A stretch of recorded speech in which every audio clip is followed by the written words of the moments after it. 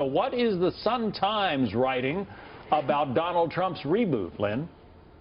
Well, the most important thing I did this morning was write about the Paul Manafort resignation, which shows that if there's a reboot, the new team certainly decided to add another day of stories about campaign chaos rather than just let people talk about what may or may not be a new phase in the campaign.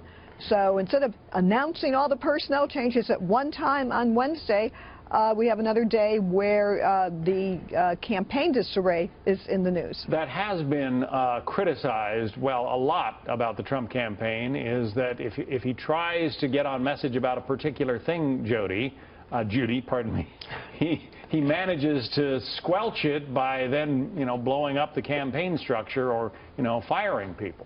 Right. Well, he hasn't done that in the past 3 days, so everybody's suddenly saying, Hosanna, oh my Lord, it's finally happened. The new Donald Trump 2.0. Look, this campaign cannot be rebooted without media assistance.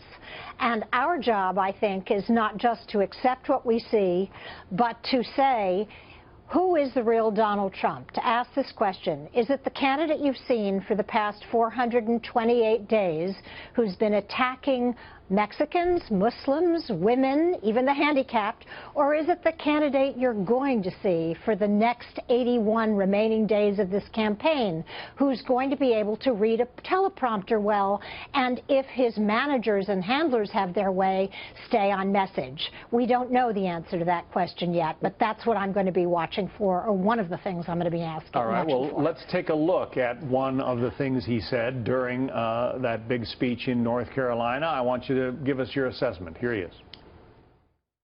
We are one nation. When one state hurts, we all hurt. And we must all work together to lift each other up. I hope everyone in Louisiana knows that our country is praying for them and standing with them to help them in these difficult hours. So there you go, talking about the people of Louisiana who have been so battered by flooding. Do you not take him at his word, Judy, on that particular point?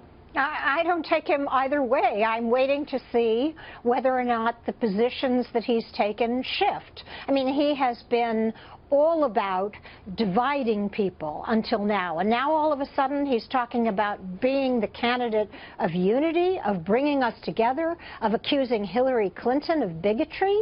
Look, I think the jury has got to be out, and we've got to remain skeptical about everything he says and ask the question, whom are you seeing? I mean, what kind of low presidential bar is it that this leading candidate now, the Republican candidate, can read a teleprompter? What does that say about what's happened to us in presidential politics?